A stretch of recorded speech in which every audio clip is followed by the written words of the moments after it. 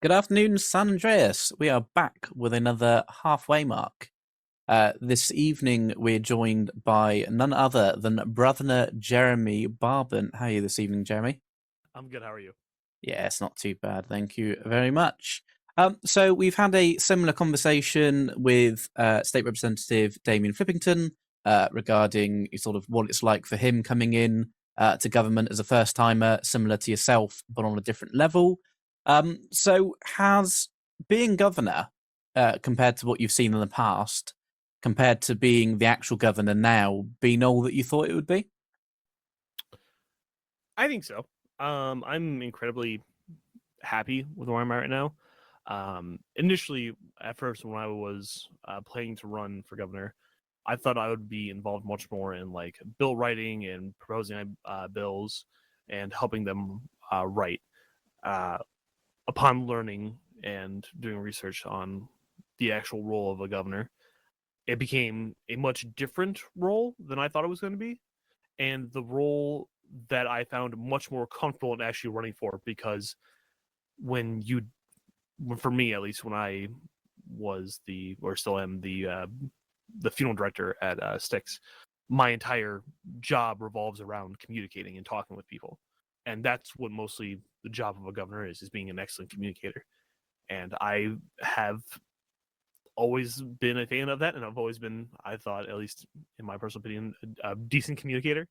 And I've enjoyed my time here. I've enjoyed being governor and doing that not only on a personal basis like before, but now on a governmental basis. It's been honestly really fun. Fantastic. We're glad to hear you're enjoying it. Um, it certainly is a job that sort of a select few in the state sort of understand, and then even fewer actually put themselves forward for. So it's good to see that people like yourself who are experienced outside of government have decided to put yourself forward to represent those of us in the public in the capacity you have as governor. Um, with your sort of again, as we're approaching the sort of 2 month halfway through your term mark, what's been one of the sort of highlights of your term so far? Oh, I have a couple. Um, the first would be um, declaring Dia de los Muertos as a state holiday. A state holiday hasn't been declared, I believe, in around 2 years prior to that. And honestly, it it felt really fulfilling and I don't even know what word I use to describe it. It felt really nice and fulfilling and accomplishing to have a holiday that only represents those who are here.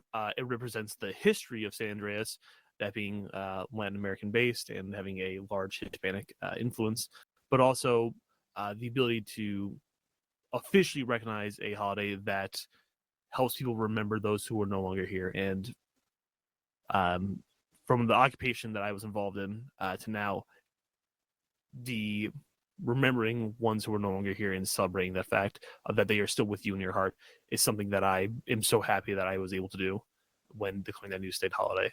Another thing would be trust in the government skyrocketing and like doubling within the first week of being elected.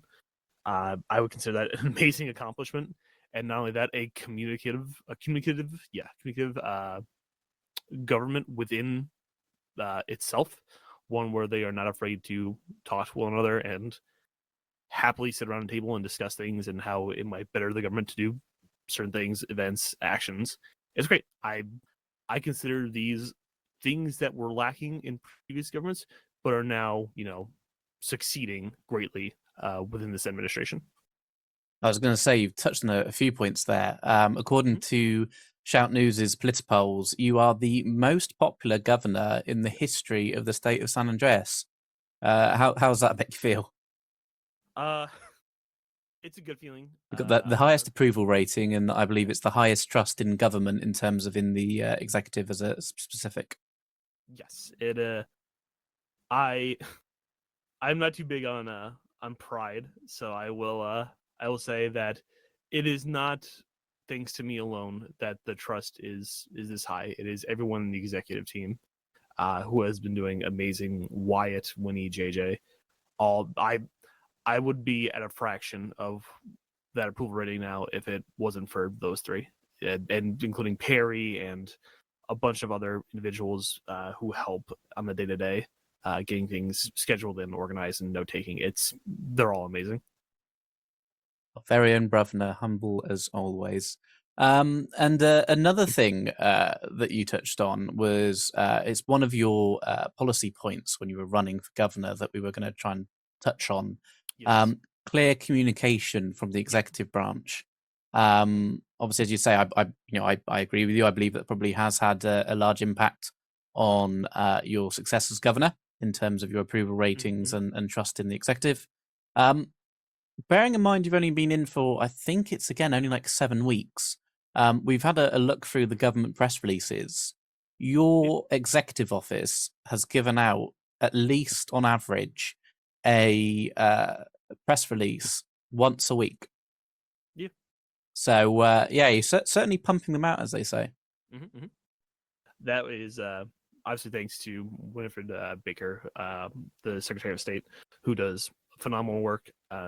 Also, with that, the amount of press releases comes with new individuals taking positions, some either retiring or stepping down from other cabinet positions, and us letting the public know, letting the press know about individuals now taking or filling that spot up. Both Doc Hillard and Kathleen Montoya in the DOJ and PDO, respectively. Two fantastic legal minds who I have no doubt will succeed greatly in their respective departments and hopefully will not only serve their departments well and obviously seek to fulfill their mission statements of said departments, but also work together when time needs in terms of the entire judiciary system as a whole, which they are doing right now, which is fantastic. Splendid. And sort of flipping a previous question on its head, again, understand you're only halfway through. What's been the sort of low point of your term as governor so far? I know you've touched on sort of you thought the role might be a little bit different than it was in practice when you arrived. Don't know whether there's actually been a sort of certain scenario that's been the worst point for you, or I think one of the lowest points was actually really early on, which was right after the first state rep meeting that was had. Kieran Graveshaw had passed away, literally right as the 1 week mark kind of hit. And so obviously the first week or so of the government started off really strong, and it was really good to see. And then you have, a little bit of a stumble. And when I stumble, I mean a state rep passing away, which is a terrible thing. And I hope he is looking down now and happy at what he accomplished. I know his son is still around here, and I hope he is proud of his father for accomplishing such an amazing goal. That was probably the hardest thing. Right now, I know the state reps have had some setbacks, but I have always said that, and I have always extended the hand that if they need anything, any sort of help whatsoever within the executive, to just reach out. We are more than happy to sit down with them, encourage communication, talking with different department heads if they need so, and trying to foster that. That's really the low points I can think of. I don't really have too many low points. It's been a really good time. Fantastic. To go on to a sort of slightly controversial one, bearing in mind not that it's anything to do with I say anything to do, that it's anything obvious to do with your executive department. However, I know you have made a comment on it publicly. Yeah. Whilst your approval ratings only dropped 5%, Sure. the legislative approval rating has dropped 3 times that in the same time frame. Do you reckon, after the last town hall meeting, where there was sort of loud and abundant opposition to State Representative James Barber's sort of LEO proposition, sort of state your case, as it were, as you walk up to the traffic stop as to why they're being stopped. Do you reckon that holds much weight against the recent sort of drop in legislative approval? For context, their approval on October 27th near when they first started was at 27%. They then raised to 47.8%, largely, we'd imagine, off your back and others such as Damien Flippington and sort of Jessica Valentino, well-known members of the public prior to joining politics for the first time, to now dropping to 32%. Mhm. I believe it does have weight in the terms of the state public state representative meeting that was held. Thing that I want the public to know: state representatives are not always going to have all the answers at their fingertips. It's an incredibly hard job. If I were to ask you, hey, what does this HR mean to this person and this individual, and you have no idea what HR they're talking about off the top of your head, it's going to be hard to answer. And in that case, I would not say temper your expectations, but know that not everyone is going to have an answer that you are looking for off the top of their head or at their fingertips at all times. James Barber's State Your Reason bill obviously has been talked about a lot within the press and over the past couple of days.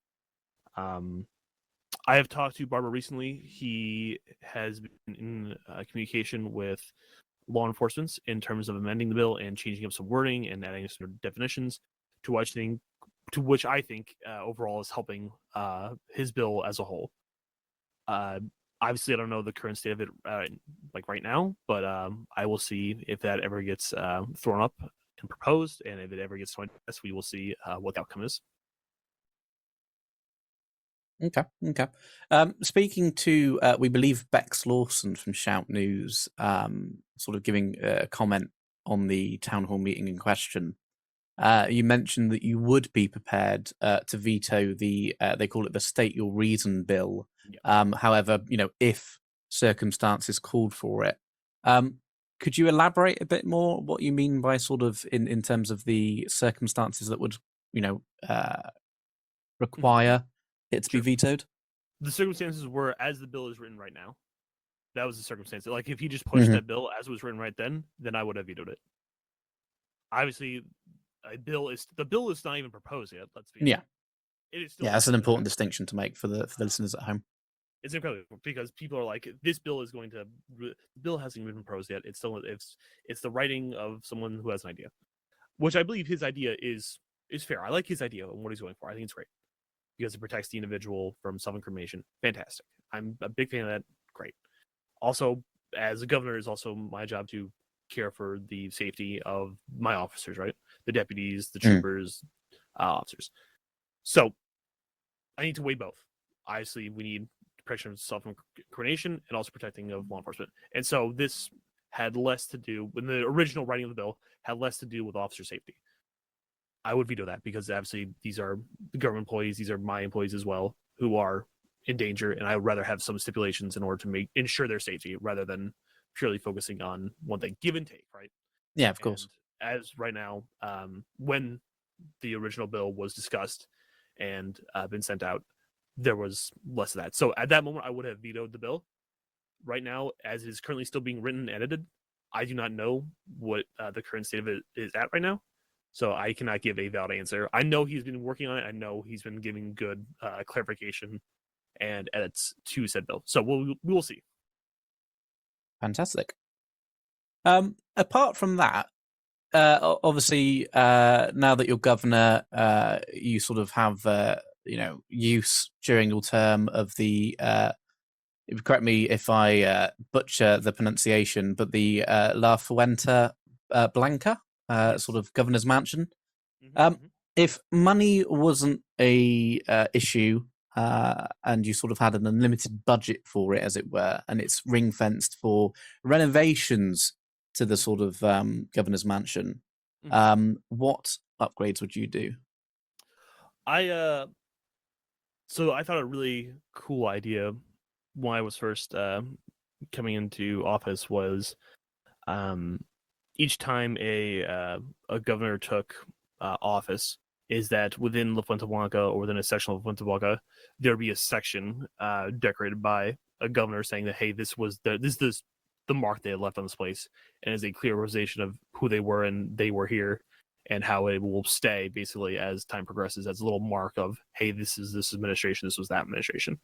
Another thing that I that I plan on doing that I think would be really fun would be taking a photo with myself and my staff team, and Wyatt, Winnie, and JJ, and trying to like frame it here as a this is the, and I have a little plaque that's saying the 11th Congress as a once again a mark that will stay here no matter how long it is, as a little like, hey, this is our history. History is important. Let us remember this.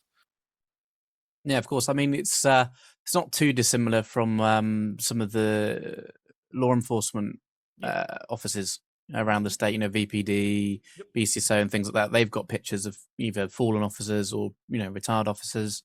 Especially since we're now on what is that? Because you're the 11th governor, isn't it? Or are you the 12th? I am the. I don't know. I think I'm the. Let's see here. There was Paxton, Todd, Carmen. Go for Carmen Star,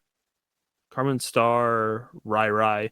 I think I'm like the 7th or 8th because this is the Congress. Okay. Yeah. So it's I think I'm the 7th or 8th. Governor. Yeah, so you could have it's a shame the practice wasn't started sooner. You'd have old 7 or 8 administrations decorated either around the mansion or even around the city hall or something, alongside photos of the congresses. I'd have loved the governor's office, even in City Hall, if there was like portraits like lining the wall of each governor. The hard part would be sometimes individuals, executive teams like change. And sometimes their chief of staff might leave or secretary of state might leave and even be filled in. For us though, everyone's been rock solid and everyone's been crushing it, and I couldn't have asked for a better team for this, honestly. Well, splendid. Sounds like the train's still barreling on quite quickly, which is quite nice, especially since you're only halfway through the term. Yep. Never say never to a second term. Seems like you still got plenty more to get on with, Brother Jeremy. Lots to do. Lots to do, exactly. Well, thank you very much for joining us this evening, and thank you for taking the time. Thank you. Appreciate it, Bill.